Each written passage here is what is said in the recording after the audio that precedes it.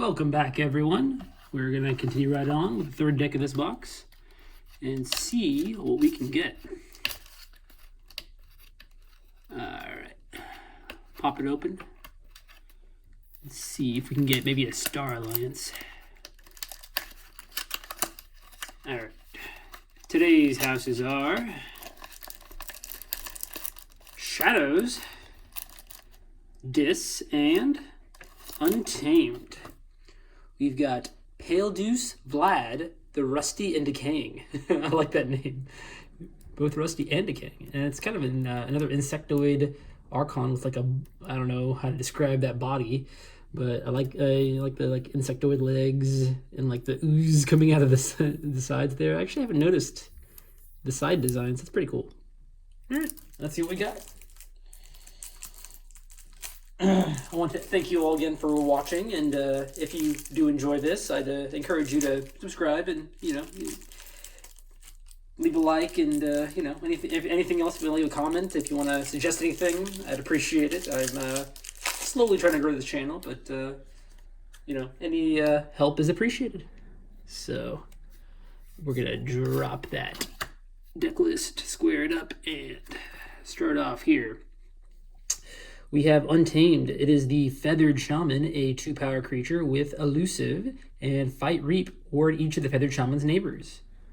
Really, really good for board control, keeping board control. And we got 2 of her, so we're going to be able to keep our board pretty safe. That's nice. Kangafant, a 5-power creature. Each creature gains Reap, destroy this creature.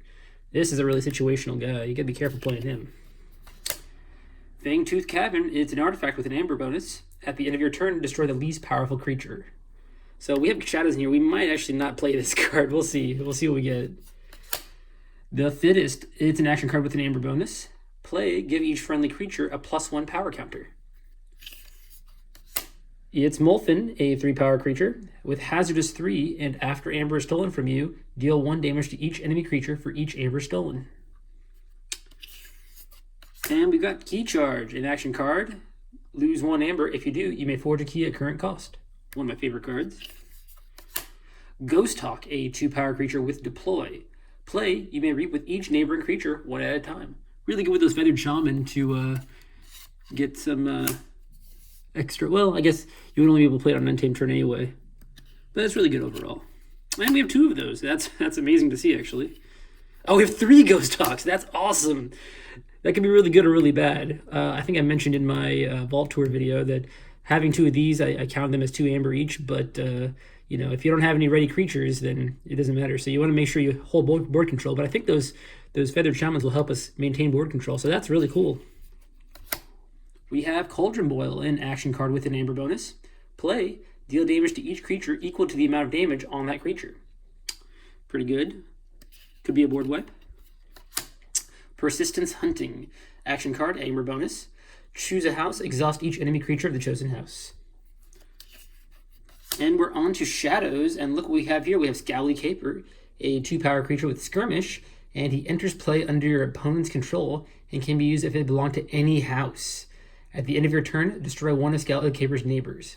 So basically, you give it to your opponent, and he just assassinates their board one monster at a time, 1 creature at a time, each turn. And some people usually forget that he can be used as if he belonged to any house. So if you were given a Scowly Caper, don't hesitate to reap with him every single turn. But yeah, this could be very good to kind of control our opponent's board. I feel like we have a lot of board control already in this deck. And Amber control, look at that. We have Too Much to Protect, an action card with an Amber bonus. Steal all but 6 of your opponent's Amber. Cool. Good to see that. Good to see some nice massing. I think this is the best Amber control card in the entire game at this point. So really good to have this card in the deck. Subtle Maul, it's an action card. It's an artifact. And as an action, you can discard a random card from your opponent's hand. Really good disruption. And Spike Trap, another artifact with an Amber bonus. Omni, you sacrifice it, and if you do, deal 3 damage to each flank creature, both yours and your opponent's. We have Umbra. It's a 2-power creature with Skirmish, and Fight, steal 1. Solid stealer. And we have 2 of those. Nice. Trust No One, an action card. Play, steal 1 amber. If there are no friendly creatures in play, instead steal 1 amber for each house represented among enemy creatures to a maximum of 3. Never really see that extra bonus because they usually have creatures out, but it's a good solid steal card. And another one here, we have Ronnie Wristclocks, a 2-power creature. Play, steal 1 amber. If your opponent has 7 or more ambers, steal 2 instead. Pretty good. Always a solid card. Keyforge Eclipse, an action card, and you shuffle each flying creature into its owner's deck. So really good if you just played that Ronnie Wristclocks. You can play the Keyforge Eclipse to get him back in your deck and use him again. Jay Vinda, a 2-power creature with elusive.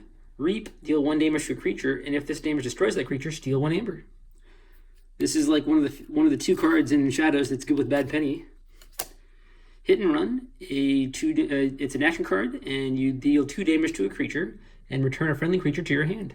Really good with that Ronnie Wristclocks. Then we have 2 of those. Nice. And we are on to this, and this is a card I haven't seen before. It's a 5-power creature called Sinestra. After your opponent plays a creature on their left flank, they lose 1 amber. Oh, so this is referring to a specific flank at this point. That's pretty cool. And it is a special rare, so I wonder if we'll get one that has to do with the right flank as well. That's pretty cool. That could be very good. That's very board control. I like that a lot. Scullion, a 7-power 2-armor creature, where when we play it, we have to sacrifice a friendly creature.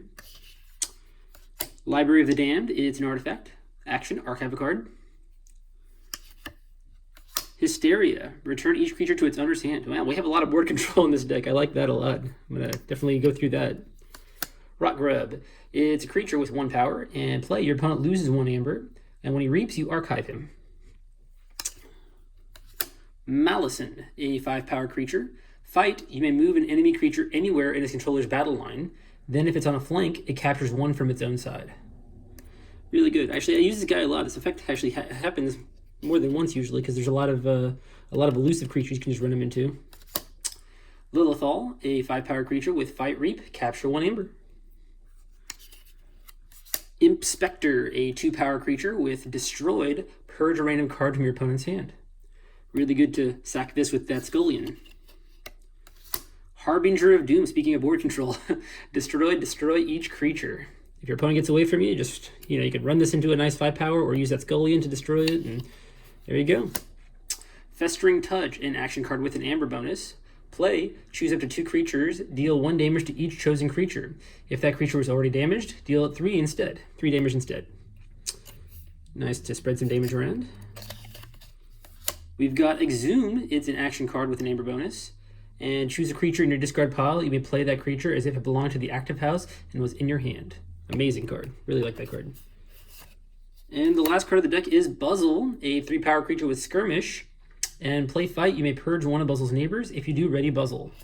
I wasn't too big on this guy originally, but man, this guy can really go to town if you just keep sacking creatures for him.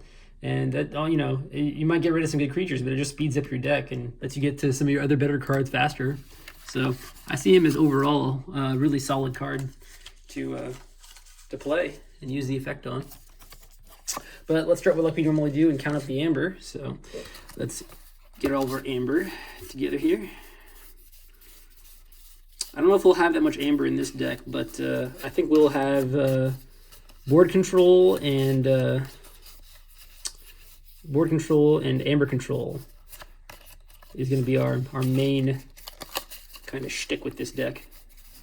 Let's see, so that's the amber pips. I think I had a Trust No One and a Ronnie Wristclocks to put in there. Make sure I don't miss anything else. Yeah, there's Ronnie, there's Trust No One. These 2, I might put 1 up there. Can kind of rely on 1 to get me an amber. These 3, I don't know if I'll count them. We'll just keep them as like part of the maybe range of amber that we could possibly get. Yeah, okay. So 1, 2, 3, 4, 5, 6, 7, 8, 9, 10, 11. 11 amber. And then if we counted those Ghost Hawks as 2 each, that'd be plus 6, so it'd be 17 amber. So 11 to possibly 17 amber. I don't know if we'll be able to get all 3 Ghost Hawks off, but that's not a bad range, actually. 11 amber is actually more than I expected as the minimum, so that's not bad. Let's have a look at the creatures here. see how many creatures we have in this deck. I think it was a decent amount, from what I remember. I thought we would have a, it's a special rare. We didn't have anything that kind of corresponded to that, did we? I don't know. That's interesting. Okay, well.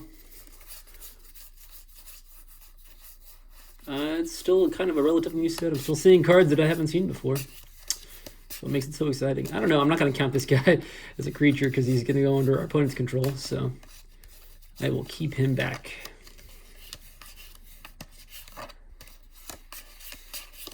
All right. Yeah, 2 feathered shamans. Yeah, that's really good. All right. So I think that's all the creatures. I don't think I missed one. It looks like quite a few creatures, actually. So 1, 5, 10, 15, 19 creatures. That's pretty good. It's about average from what I've seen in Worlds Collide. Not bad. Let's look at the Amber Control. Now, this is Amber Control because we're only going to play this when it least hurts us, when we want to do more fighting and less reaping, which we kind of want to do a lot of reaping with this deck anyway, considering we have 3 Ghost Talks. So I don't know how often we'll play him, but he's a kind of a back pocket thing. If he comes up and we need him, we'll use him. So Amber Control, Stealing Control. Count one of these as Amber Control. Amber Control. Captures 1 from its own side. That's kind of Amber Control. Amber Control. Amber Control. Amber Control. Definitely.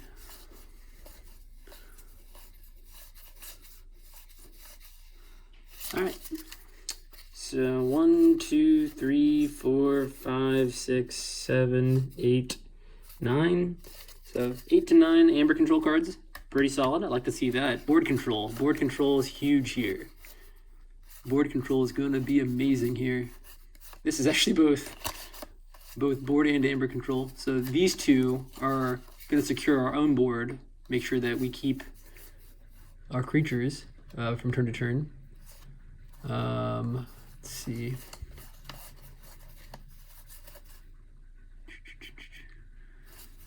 This is Amber Control too, so maybe 9 actually. So board control, board control, board control, board control.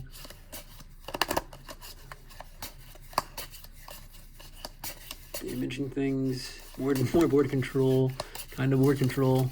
Yeah, we have quite a few. 1, 2, 3, 4, 5, 6, 7, 8, 9, 10, 11, 12, 13, 14. Wow, yeah. Something, I guess, like maybe on average 10 to 12 board control cards. So yeah, this deck is very board control-y, and if in the right situation, because it has a decent number of creatures, we could get all 3 of those Ghost Hawks off and yeah, really get a lot of reaps. And what's cool is that if we can get at least 2 of these Ghost Hawks off, there's a good chance that we could get this key charge off. So I don't know that, well, let me see how many Amber Pips of ours are actually in Untamed, because that matters as far as, like, see, we have 3 here, 3 from here in Untamed, and the Ghost Hawks, 4 in Untamed. So 4 in Untamed. So if we do... if we say we have an Amber, you know, we could... 4 in Untamed is kind of low, honestly. But we have kind of the tools here to potentially, if we start a turn with 2 or 3 Amber, just go ahead and, you know, Ghost Hawks down and board to key, which is pretty cool. Maintaining our board with this is going to be fun to see if we can kind of mitigate the reaps that our opponent can get off of this every turn. We could just put this on our opponent, put this on our opponent's turn, let it kill a few creatures, and then when it gets out of hand, just use Spike Trap to get rid of it. Providing that it's still on the flank, obviously. Yeah, this is a pretty interesting deck. I like that it has the Too Much to Protect. That really helps. It's got quite a good amount of Amber Control and board control, so this could be a contender. I don't know, it doesn't have a really good target for this. Maybe the Scally Caper, maybe the Ghost Hawks themselves that could be destroyed. The Inspector for sure. But yeah, this could be really annoying to fight. Interesting deck. All right. Well, thank you all for watching, and I will catch you in the next one. Bye.